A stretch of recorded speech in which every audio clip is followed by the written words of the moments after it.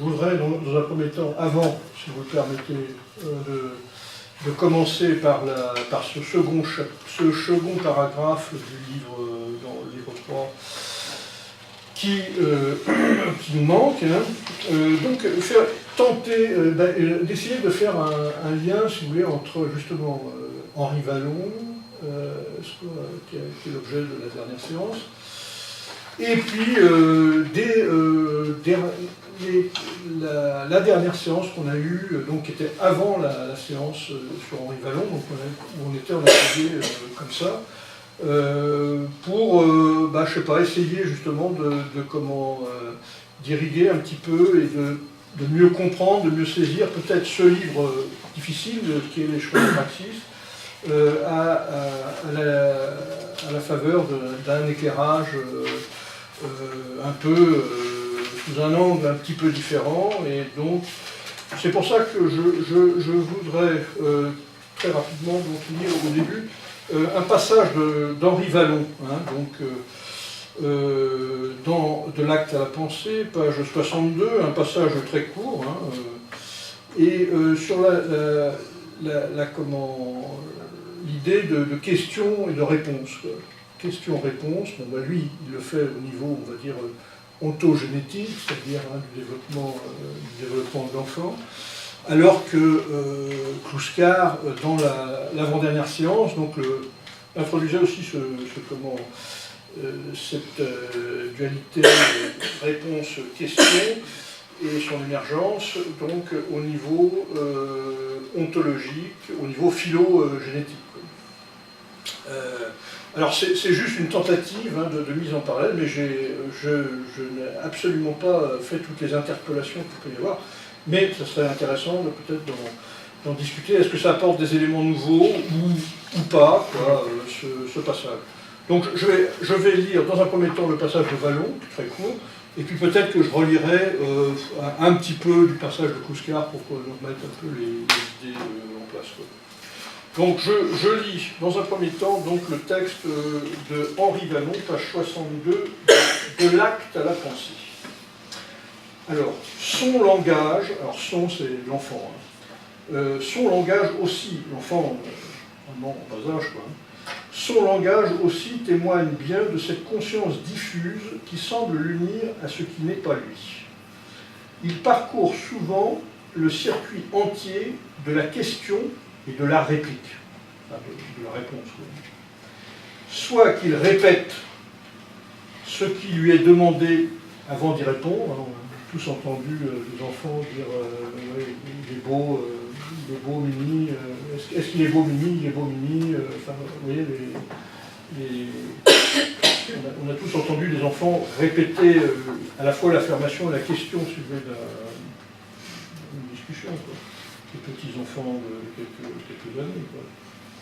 Soit qu'il répète ce qui lui est demandé avant d'y répondre.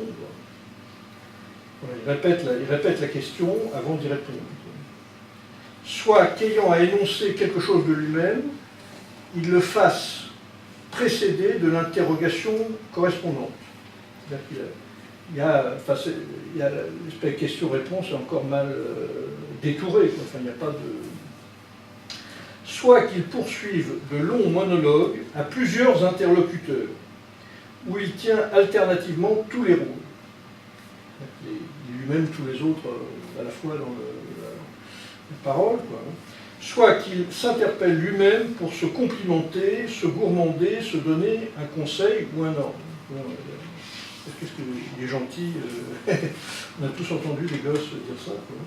Sous la forme où il a coutume de s'entendre adresser la parole par autrui. Il semble même que les propos simplement entendus se continuent en lui, soit qu'il les complète, les achève, les redise, ou même les contredise, le tout formant un ensemble où il sentirait moins l'opposition des personnes en présence que sa propre référence successive dans chacune des parties. Bon, c'est simplement on voit que la notion de question-réponse, qui, une fois qu'on a acquis justement toutes ces catégories propres à la praxis constituée, nous paraissent une évidence. mais on les voit, effectivement, il ne l'est pas pour un enfant en bas âge. C'est-à-dire que la notion de question, la question de réponse, ne va pas de soi pour lui. J'aimerais donc faire un peu le parallèle un peu avec ce que Kluskar même dit au niveau phylogénétique, hein, donc dans le passage qui est juste avant le passage qu'on va lire tout à l'heure, page 78, hein, donc, et voir en quoi effectivement cet éclairage sur, au niveau ontogénétique chez Vallon peut permettre peut-être de mieux appréhender ce que Kluskar veut dire.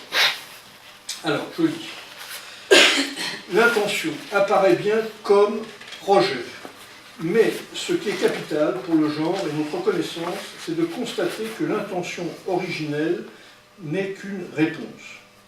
Ce n'est pas l'humain qui de lui-même décide d'un projet, c'est confronté à une mise en question qu'il agit. Il n'est d'intention que de réponse à une interrogation proposée par l'être. L'homme est un animal qui répond. Non pas à la récitation de son génome, règne animal, mais par le procès de production. Il s'empare de la question posée par la nature pour proposer une réponse qui est sa question. Le procès de production est la question et la réponse en même temps. L'intentionnalité est cette double connaissance, elle est faite par un corps qui se dédouble en sujet-objet. Cet échange n'est pas un dialogue de sourds, c'est la relation du même et de l'autre dans le genre. La tautologie, autisme, narcissique, éclate enfin. Ce qui apparaît comme principe de l'échange est bien la fin du A et A, de la tautologie identitaire. Ce qui apparaît, c'est la ratification de la différence du A, sujet, et du A, attribut. C'est toute la différence que la nécessité identitaire peut se donner. C'est bien mieux que Narcisse, qui ne peut quitter le même, l'identitaire. Mais c'est aussi un coup de baguette sur les doigts de Prométhée, une sévère délimitation du potentiel humain, de la création et même de l'apraxis. Mais l'apraxis saura profiter de cette contrainte et en fera même le support de son développement. L'intentionnalité, en son principe, est une question-réponse. La mise en question originelle du genre par l'être, il faut survivre, quoi, est aussi mise à l'abri pour le genre. La question inconsciente du genre est celle d'une réponse qui le mettrait définitivement à l'abri de la question immédiate. C'est une projection vers un but, mais c'est alors procès de production. L'intentionnalité devient le moyen d'une fin qu'elle a elle-même déterminée. Ainsi, cette intentionnalité naît d'une situation de contingence, mais pour s'accomplir dans la nécessité, si elle devient cause de soi. C'est pour reprendre l'héritage de l'être et du genre, le persévérer dans l'être et le devoir faire, et les disposer selon le procès de production en coordonnée du réel et du rationnel. Voilà, donc c'est une tentative un peu d'essayer d'éclairer un peu le texte de Kluskar par celui de Vallon. Oui, dans les deux cas, on voit effectivement que, à mon sens, hein, que le couple, on va dire, question-réponse, qui paraît évident à tout un chacun quand effectivement on est dans la praxis constituée, quand on n'y est pas, soit de manière ontogénétique, soit de manière phylogénétique, c'est une construction, finalement. C'est-à-dire que même ça, c'est pas. Il y a une construction qui se fait à partir de l'être et dont la finalité est la mise à l'abri pour le genre. Voilà, donc ça me paraissait intéressant de voir ça par les deux bouts, quoi, parce que ça peut effectivement éclairer un peu le texte de Kluskar, peut-être. dans la mesure où on voit qu'effectivement, tout le monde a vu un gosse qui intervertissait la question et la réponse, etc., qui faisait parler, qui s'auto-complimentait, voilà, comme si c'était quelqu'un d'autre qui le fait. Il y a quand même le système de la réversibilité de la question et de la réponse, justement, qui est décrite là, qui a un processus de construction du langage. Peut-être aussi. Oui. Et même dans la circulation des vocabulaires, par exemple, dans ce que je connais de la généalogie, justement, du langage, hein, puisqu'on a pu remonter des généalogies d'une langue à une autre, toutes les transformations d'une langue à une autre procèdent par soit réversibilité, inversion. La transformation n'est pas chaotique d'une langue à une langue postérieure. Il y a toujours un processus qui relève de symétrie ou de structure malgré tout, qui restent. C'est pas un nombre infini de manipulations, et donc dont l'inversion. Et voilà, je voulais juste souligner aussi ce Je vous ai posé la question. Il y a cette dualité question-réponse, mais de quelle question s'agit-il dans les textes? Par qui? De quel enjeu? Laquelle? Dans quel contexte? Parce que c'est pas la question... parce que, justement, dans une certaine dynamique, la réponse pourrait être, justement, d'arriver à se poser une autre question. Donc, dans quel contexte cette dualité, question-réponse? Dans quel contexte? Là, par exemple, là c'est un peu ce qu'il dit, c'est-à-dire qu'effectivement, la question que pose l'être au genre, l'homme, c'est la question de la survie. Et la question de la survie, ça demande un autre questionnement là, du genre, j'ai l'impression, hein, donc on tâtonne, hein, donc une autre question du genre par rapport à l'être, finalement. Et il te fait également... il lit ça effectivement à l'apparition du sujet de l'attribut, quoi. Donc quand tu n'es plus dans le principe identitaire, la tautologie identitaire, mais que tu es dans l'attribution phénoménologique, donc tu vas qualifier les choses, et donc voilà, je pense que c'est un peu dans cet esprit-là, mais enfin bon, je ne sais pas si tu as d'autres... C'est-à-dire que les pages entendues de Vallon font référence à des questions de l'enfant, déjà qui donnent une situation très précise, etc.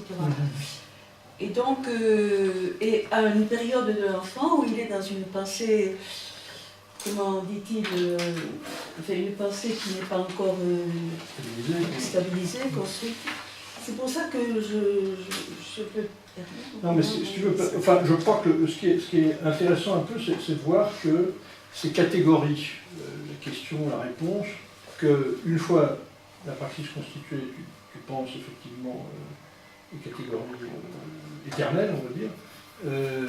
Là, il les pose comme, du point de vue ontogénétique, comme une construction finalement, parce qu'au début, l'enfant, il n'y a pas de...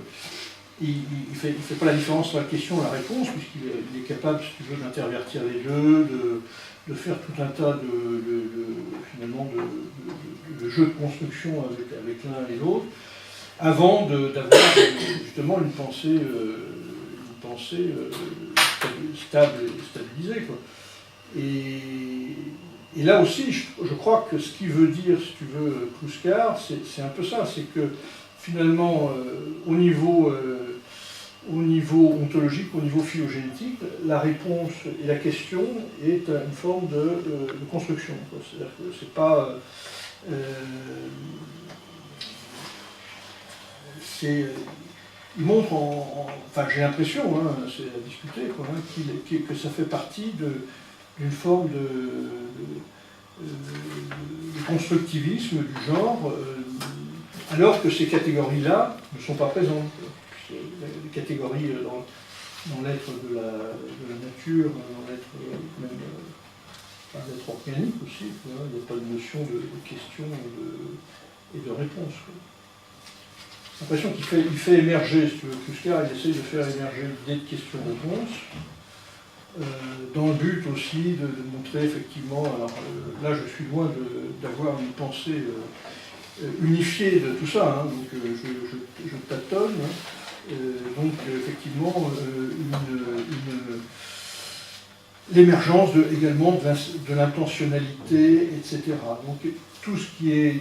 Il essaye de décrire par quel processus un peu constructiviste on arrive à l'intentionnalité, à d'autres catégories qui nous paraissent aujourd'hui tout à fait stabilisées, alors qu'il montre en quoi ça fait l'objet d'un constructivisme, je crois. Mais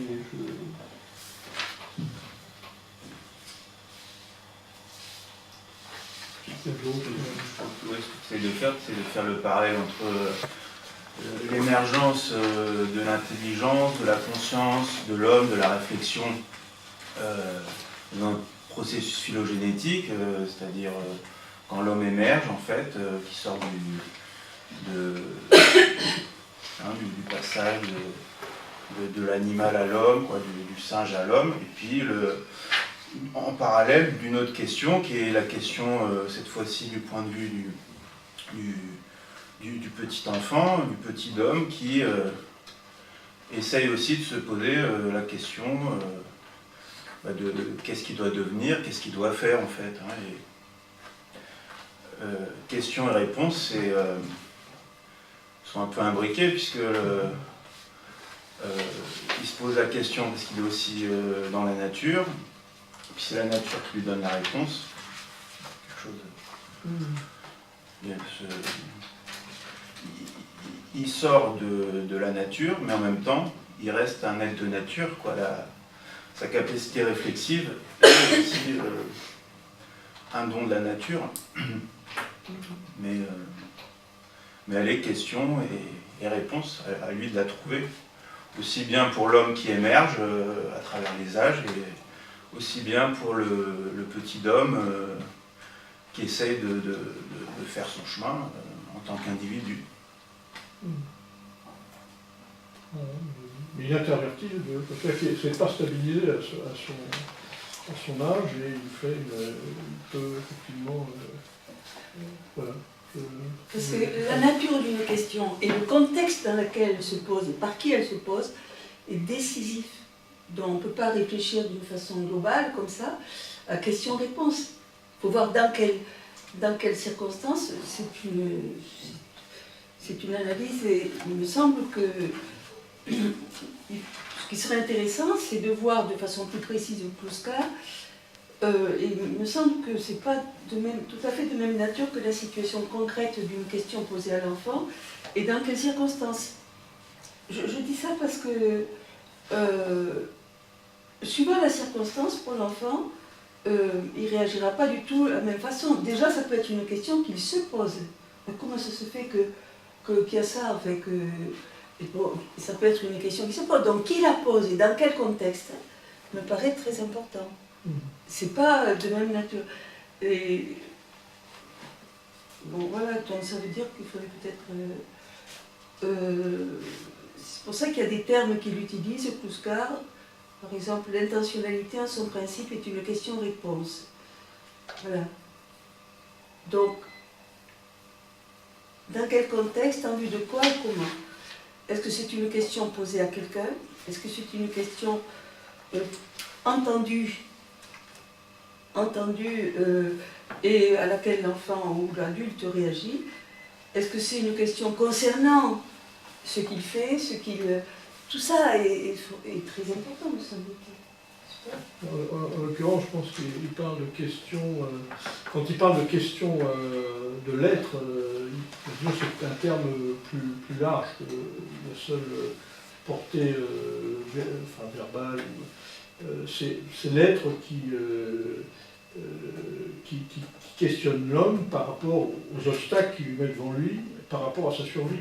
J'ai l'impression que c'est ça. Oui, mais alors c'est pas de même nature que pour l'enfant, que la question que se pose. Non, c'est pas ça. Ce que je voulais dire, c'était qu'effectivement, qu'on pose, si tu veux, comme des réponses aux questions, aujourd'hui, on sait tout à fait à quoi on réfère quand on parle de ça. Quoi. Mais autant pour l'enfant, si tu veux, qui a priori, il intervertit les deux, donc il n'a pas de concept pour, et même il n'a pas de pratique qui lui permette de discriminer la question et la réponse. Donc il est dans une espèce de vide conceptuel, etc. Et là, j'ai l'impression que Kouska fait un peu la même chose, si tu veux, c'est qu'il montre que l'émergence de l'intentionnalité passe par ces moments, si tu veux, où il a de construction de la réponse, de construction de la question. C'est des choses qu'on nomme après question et réponse, mais qui au moment où elles se font ne sont pas nommées. Quoi.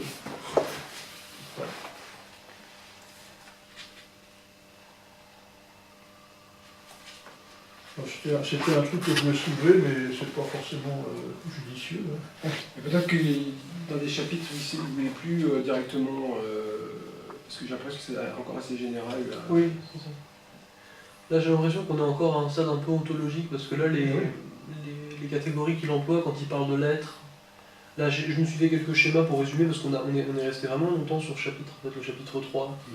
Le chapitre précédent, en fait, c'est le véritable début du livre, parce que le tout premier, en fait, c'est pour situer la problématique. Le deuxième chapitre, c'est pour commencer à évoquer la problématique du temps. Et là, ce chapitre-là, si je ne me trompe pas, il a à voir avec l'entête prédicative, voilà, et avec l'émergence du procès de production comme étant une forme de singularité de l'espèce humaine. Donc là, ce qu'il essaie de faire, moi, de ce que je comprends, c'est essayer de situer la logique du genre, en fait. C'est-à-dire que comment est-ce que de l'être, qui est régi par sa propre logique, enfin, pardon, le genre qui est régi par sa propre logique, en fait, on a un passage de l'être, justement, c'est-à-dire que l'être pose une question au genre, et le genre se doit d'y répondre pour reformuler la question. Et donc après, le parallèle qui doit être fait par rapport à l'autre bloc, qui serait plutôt du côté de la subjectivité, à mon avis, il peut se faire au niveau de l'enfant. C'est-à-dire que d'une certaine manière, le parcours de l'humanité tout au long de sa progression jusqu'à aujourd'hui peut être peut-être envisagé un peu comme l'éducation d'un enfant depuis qu'il naît jusqu'à l'âge adulte et jusqu'à la formation de sa pleine subjectivité. Moi, c'est un peu comme ça que je le comprends. Mais après, évidemment, c'est compliqué parce que là, on est dans une perspective où c'est la nature, l'être, les problématiques de la demande de la nature face à l'homme qui lui pose la question, en fait. Et donc il a à y répondre de façon rationnelle. Mais du côté d'un enfant qui s'éduque, c'est vrai que moi, ce parallèle, parfois, il me gêne un peu parce que l'enfant qui s'éduque, il a à voir avec le monde, ça a à voir avec le monde extérieur, ça a à voir avec ce que les parents lui imposent, ça a à voir avec ce que les gens dans son entourage vont, enfin, ne serait-ce que les enfants du même âge que lui vont avoir à lui poser. Et je ne sais pas si du coup on peut forcément superposer la maturation de l'enfant à la maturation de l'humanité. Je pense que c'est un peu sur ces deux trucs-là que Kouska est dans ce livre. Et je pense que ça se spécifie dans les chapitres qui suivent. Parce que là, on n'est vraiment pas du tout dans l'ontogénèse encore. Là, on est vraiment dans la phylogénèse, on est dans la problématique du genre. Moi, il y a un truc sur lequel on est pas mal resté sur ce chapitre-là depuis le début. C'est la problématique de l'homme originel et de l'homme naturel. Comment on passe de l'homme originel à l'homme naturel. Alors j'ai plus les pages exactes, hein, là il faudrait demander au libraire, à l'éditeur, ou je ne sais qui. Mais on est pas mal resté sur cette problématique-là, et le fait de voir ce qui spécifiait en fait l'homme originel par rapport à l'homme naturel. L'homme originel, il a déjà, d'après Kouska, hein, si on revient sur ce qu'on a dit, il est déjà dans l'arbre de la connaissance, c'est-à-dire qu'il a déjà des choses qui lui permettent... je ne sais pas si c'est un outil intellectuel, mais en tout cas il est déjà capable normalement de pouvoir penser ses conditions. Mais il faut qu'il ait... L'homme naturel, c'est ça? Non, l'homme originel. L'homme originel. Et l'homme naturel, c'est ce qui va lui mettre devant lui la problématique du devoir faire. C'est-à-dire qu'en fait il va avoir à lutter, et c'est finalement l'homme naturel qui va apporter les premières déterminations pour que l'homme originel se complète, quoi, commence à s'améliorer en quelque sorte. Et cette amélioration, c'est déjà le procès de production. C'est ça. Voilà, c'est-à-dire qu'on est déjà dans le procès de production dès le début, en fait. C'est en ce sens-là que moi je l'ai compris. Mais du coup, après, le parallèle avec l'enfant, je pense qu'il n'apparaît pas à ce niveau-là. Moi, ça me paraît pas si évident que ça. C'est pas un parallèle, c'est juste le fait de pointer que ce qu'il propose donc comme réponse, question dans la page par exemple 78, mais il en parle également dans la page 73, je crois. Quand il dit le procès de production, l'acte du genre sera donc déterminé par la forme temps, celle qui répond à l'impératif du fait. T'es quelle page? Là c'est 73. Ah ben, Celui-ci doit être l'acte de la plus grande intentionnalité possible, le temps et la réponse, la forme temps. Voilà, il en parle également là du problème de la réponse et de la question. Mais non, c'était simplement pour un peu souligner effectivement, avec ce parallèle avec Vallon, que ces catégories-là sont des catégories qui se construisent. C'est-à-dire qu'elles ne sont pas données voilà, à un homme de pied en cap, etc. Ce sont des catégories qui se construisent. Bon, j'ai envie de dire, la preuve, c'est que chez l'enfant, elles ne sont pas, puisqu'il les intervertit, elles ne sont pas données de fait, quoi. Disons que ce sont la catégorie de réponse et la catégorie de questions qui, pour tout un chacun, peut paraître triviale, ne l'est pas. C'est-à-dire que c'est ça, je crois, qu'il veut dire Kouska. Et puis c'est un peu ce que j'ai l'impression, les expériences, les constatations de Vallon laissent également penser. C'est à ce niveau-là que par contre, je ne peux pas faire une projection, comme on dit, l'ontogénèse et la phylogénèse, l'ontogénèse, le miroir de la phylogénèse. Bon, c'est pas ça que je veux dire. C'est simplement que ces notions, si vous voulez, de questions et de réponses sont des notions qui découlent effectivement de l'émergence de l'homme, qui sont des notions qui sont simplement qui appartiennent aux catégories de l'homme une fois la praxis constituée. Ça m'évoque ça. Mais justement, en fait, dans ce chapitre-là, ce dont il est question, c'est de comprendre que dans la mesure où l'homme originel, en fait, il est déjà grimpé sur les thèmes de Kouska dans l'arbre de la connaissance, en fait, il va organiser sa survie, et pour ça, et c'est pour ça que le procès de production est déjà là, en fait, qu'il n'est pas apparu après, c'est qu'il a déjà des outils comme la logique, donc la causalité, la temporalité, etc., etc. Et ça en est à un niveau qui est très primaire, mais qui va devoir être développé par la suite.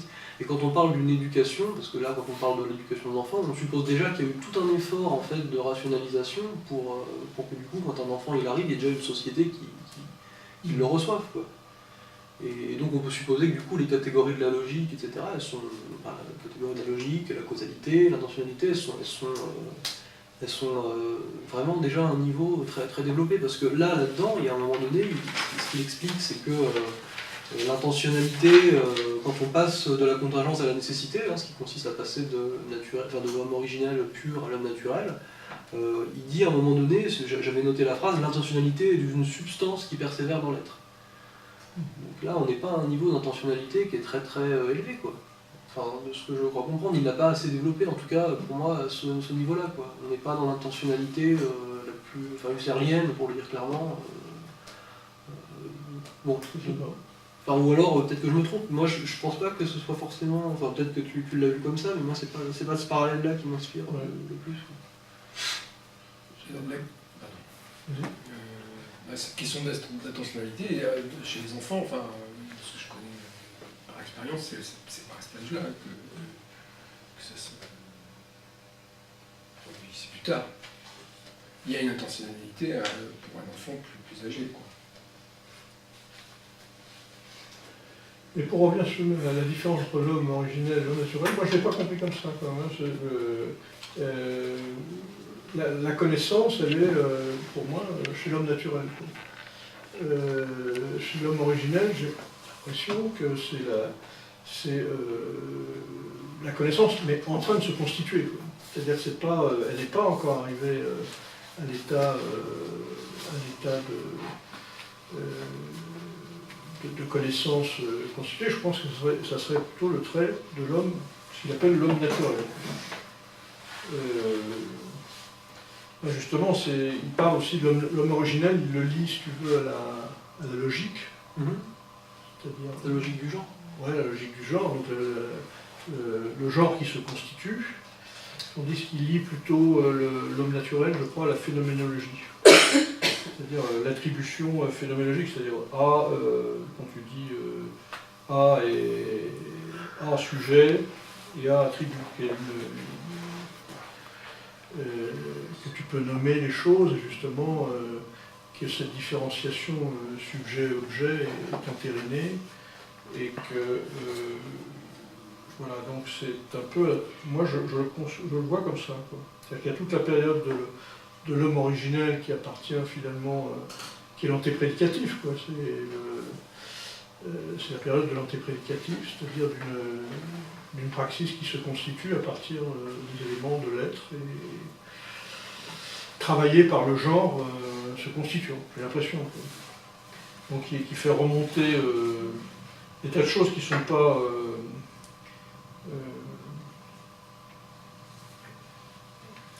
qui sont difficiles à voir dans la mesure où nous on est déjà dans une perspective de praxis déjà constituée avec tout un tas de catégories qui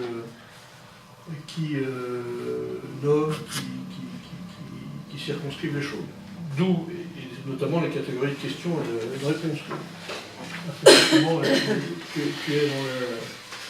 C'est un peu pour ça que j'avais fait ça, c'est qu'il me semble que, si tu veux, que dans la mesure où il emploie ces termes-là, il les emploie, attention, à peut-être ne pas trop les connoter avec ce que nous savons de la réponse et de la question une fois constituée. Et pour ça, c'est vrai que je le liais un peu à l'aspect génétique chez Vallon, où il pointe que l'enfant, lui non plus, quoi, finalement, la question et la réponse, ça ne va pas de soi, quoi. Il les intervertit, avant que ça soit quelque chose de stabilisé, il a l'air de se passer du temps, quoi. Donc, c'était un peu le... Bon, parce que on n'était pas... C'est vrai globalement, c'est vrai qu'on passe assez vite, si tu veux, sur certains passages, quoi, parce qu'on n'a pas les questions ne nous viennent pas, ou qu'on se rend compte après, etc. Je pense que c'est intéressant d'y revenir un petit peu, quoi, pour essayer de les retravailler un petit peu, ne pas s'interdire de faire ça. C'est vrai qu'on n'a pas épuisé du tout, même avec ce retour, toute la densité de ce texte, qui lui-même pose question. En fait, là, du coup, je suis complètement perdu, moi, avec l'idée de l'homme naturel et l'homme originel. Là, du coup, je pensais le contraire de ce que tu viens de dire. Donc, j'ai dû perdre un morceau. C'est peut-être toi qui as raison, c'est peut-être toi qui as Non, mais je sais pas, parce que du coup, je sais, Arthur, t'en es où, là, par rapport à ça? Parce que j'ai l'impression que ça tourne dans... Mais en fait, je pense que il y a un mouvement, si tu veux. Donc, c'est-à-dire qu'en fait, là, je pense pas qu'on puisse associer l'homme originel à la contingence, à l'antéprédicatif, et puis l'homme naturel à la nécessité, parce que c'est très ambigu de dire ça, parce que justement, l'homme originel, il est déjà censé avoir des catégories de la connaissance. et déjà être dans le procès de production.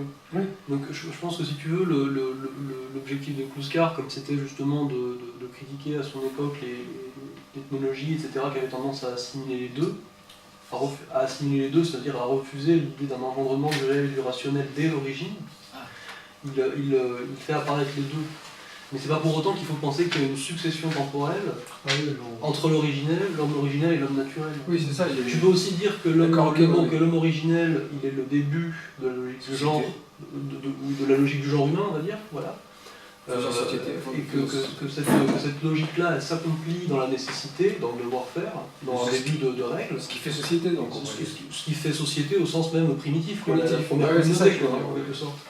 Et que là, quand on quitte la logique du genre et qu'on passe dans la phénoménologie du genre, l'homme naturel en est le début, mais c'est à l'homme originel de faire cette phénoménologie avec ses catégories de la logique.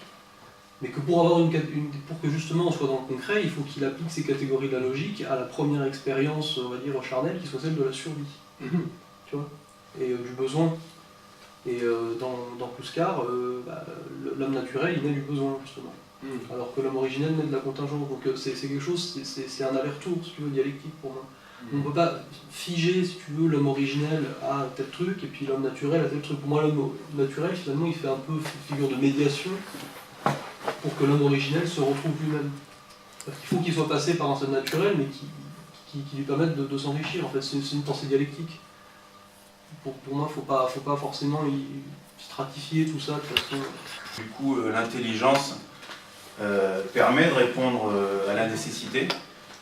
Les animaux aussi ont des intelligences pour répondre au problème de la nécessité. Mais effectivement, avec le passage de l'homme originel à l'homme naturel, il y a peut-être un saut qualitatif en termes d'intelligence, c'est-à-dire qu'on passe à la réflexion en fait. Bien sûr. Et la réflexion, du coup, on passe au besoin qui peut s'élargir.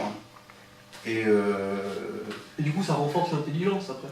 Et en plus, donc c'est un retour sur l'intelligence. La réflexion n'est pas après l'intelligence, en fait. C'est une médiation supplémentaire, mais qui permet à l'intelligence de s'enrichir de toute une série de déterminations.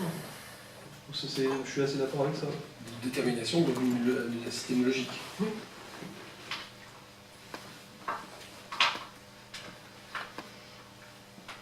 Voilà. Nous sommes nous-mêmes questionnés, nous avons répondu.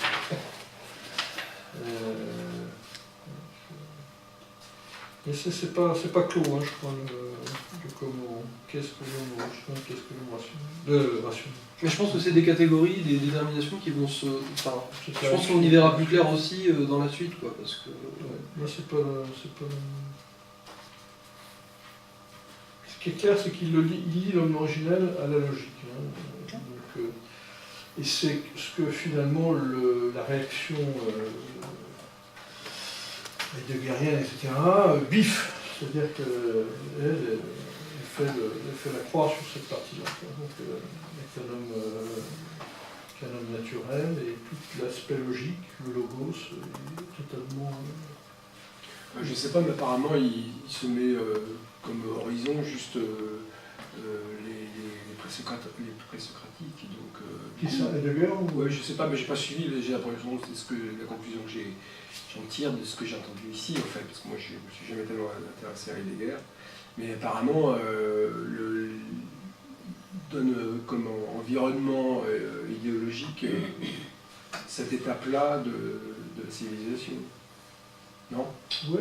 Pas du tout, je veux dire, là comme on s'est plongé quand même sur des choses beaucoup plus, de découvertes beaucoup plus récentes, en fait, d'un homme, parce que moi, du coup, je pense l'avoir éclairé un peu en faisant une datation comme ça, qui a plutôt autour de 2 millions d'années, donc c'est pas celui d'Heidegger, de toute façon, c'est pas là que Heidegger, c'est une négation. C'est une négation de même presque du temps. C'est une négation de la historique.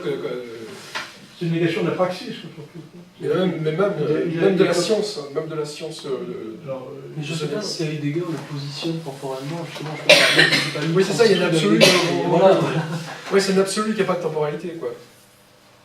C'est un peu ça. Mais par rapport à Kluskar, j'ai l'impression que ce que Kluskar lui reproche, c'est la négation de la praxis, c'est un retour sur une subjectivité qui ferait abstraction de toute l'histoire, de toute la praxis, de toute la logique, etc., pour une espèce de retour matriciel dans une authenticité de l'être qui tourne à la réaction, voire à la réaction raciste au niveau politique, quoi. Donc pour Kouskar, c'est ça. Et justement, j'ai l'impression que Kouskar, là, il reprend à travers l'antéprédicatif, il dit oui, si, il y a un antéprédicatif, mais ce n'est pas l'antéprédicatif de Heidegger, c'est un antéprédicatif qui est imprégné de logique déjà, dès le départ. Et là, dans la Constitution, j'ai l'impression, par exemple, tu vois,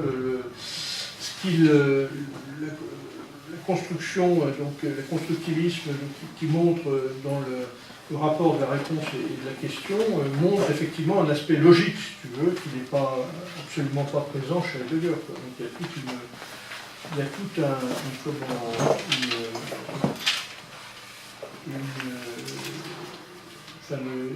il en parle après. L'intentionnalité est déjà trop chargée de rationalité, d'éthique, de logique, pour impulser toutes des mesures, toute hubris. Et quand il parle de démesure et d'hubris, il parle de l'élan vital de Bergson et puis des autres.